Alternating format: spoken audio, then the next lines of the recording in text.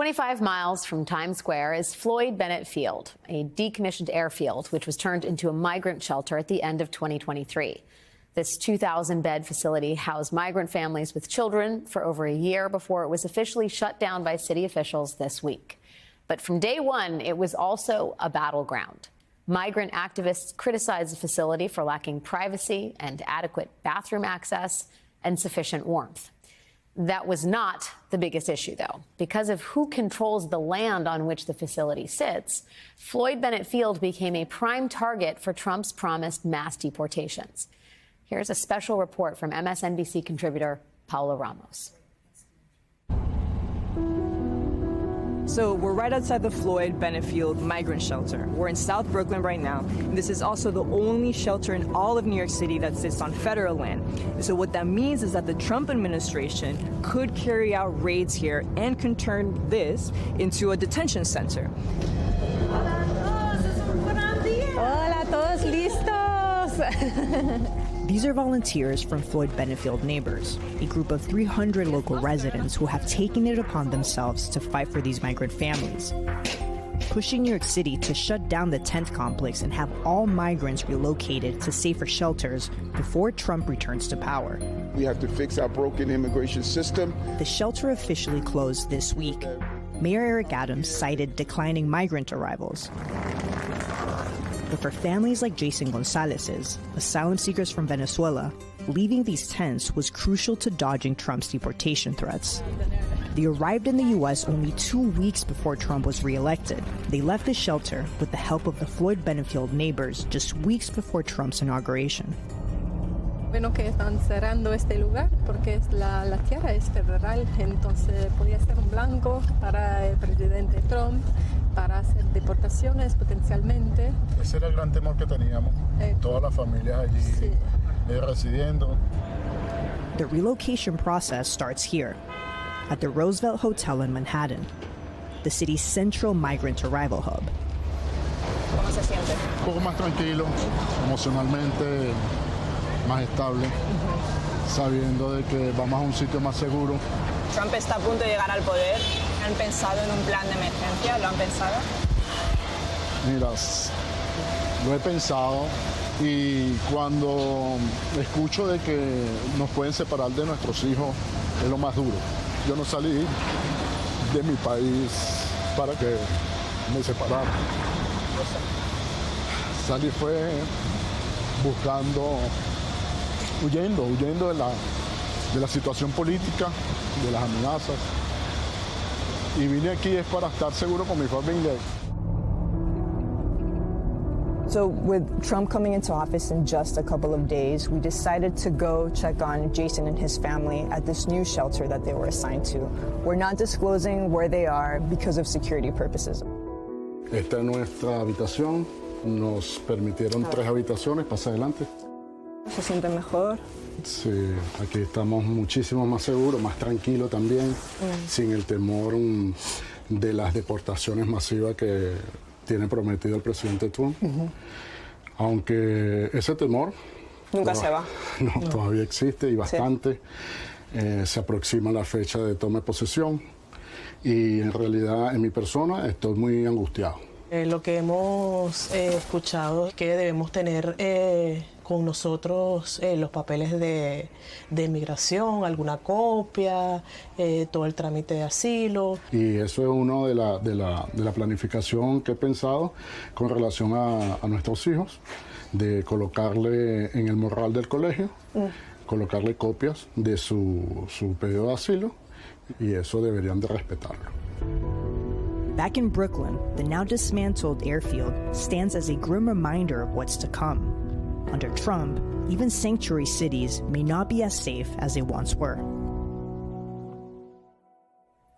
Joining me now is someone who is recently and, like always, spending time reporting on the ground to such great success, talking to asylum seekers right here in the city, MSNBC contributor Paola Ramos.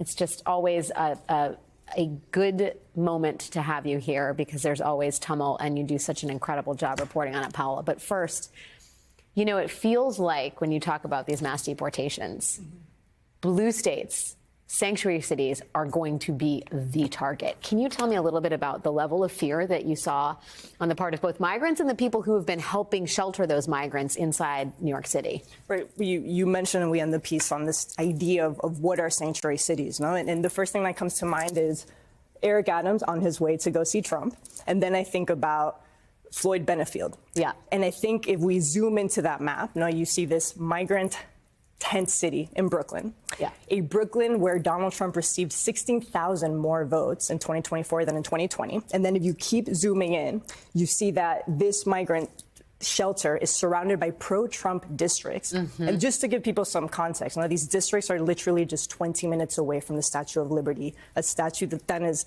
overshadowing and shadowing over the sanctuary city, with a mayor, again, that hasn't just signaled this willingness to cooperate and collaborate with the Trump administration, but one that is literally on his way to go meet him just 4 days before inauguration. And so I think that's the question that these migrants had. No?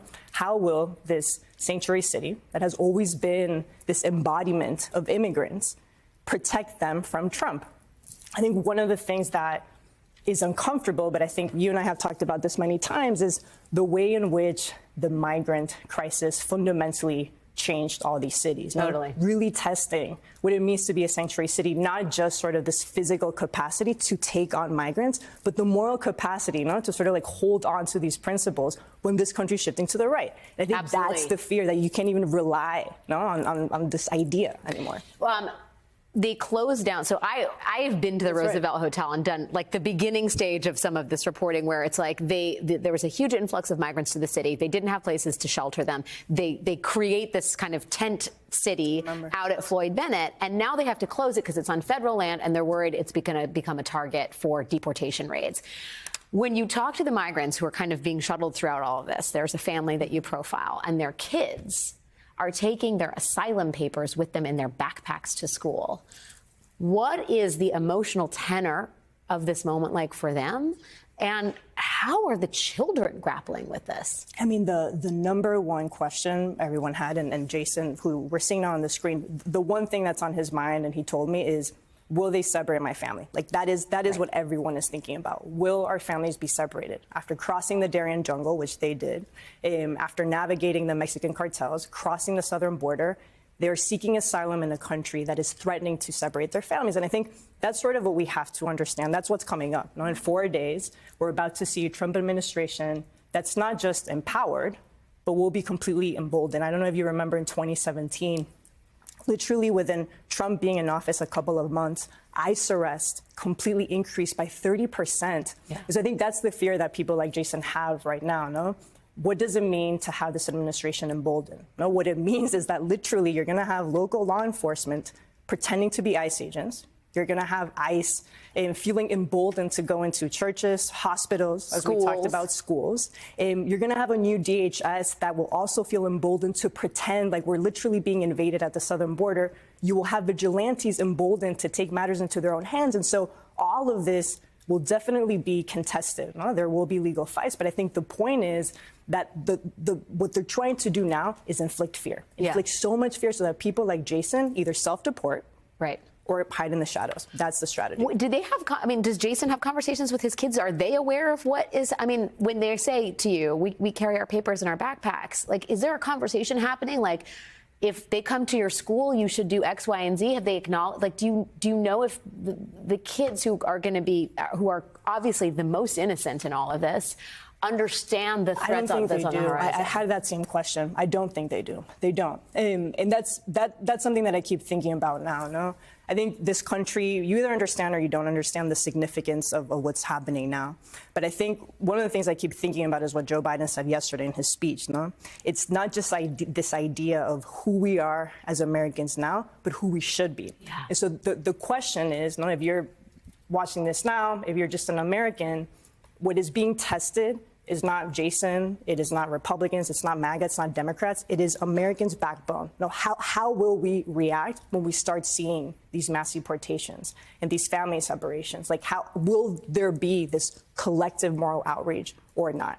That's what will save people like Jason. Well, and I would say in the same way that the influx tested the sort of the moral fibers that connect us to one another here in New York City, I would imagine deportation raids could also bring the New York City community closer together. I mean, how much tension is there between the mayor who's down there kissing the ring at Mar-a-Lago and the people that are running shelters and trying to help migrants who are city employees? I think there's an unspoken tension. I mean, we have to say even getting access into the shelter that we saw right now was extremely hard. And the reason it was extremely hard is because the agencies truly understand that no matter who's in power, no matter what this mayor does, no matter if there's ICE around these neighborhoods, people need to be protected. And that is a tension that was really palpable, but I think it speaks to the moment we're in, no? What does it mean to be a sanctuary city? Yeah. We're about to find out. We are about to find out a whole lot. Paola Ramos, thank you, my friend, for the important and essential reporting you always do. You are a treasure.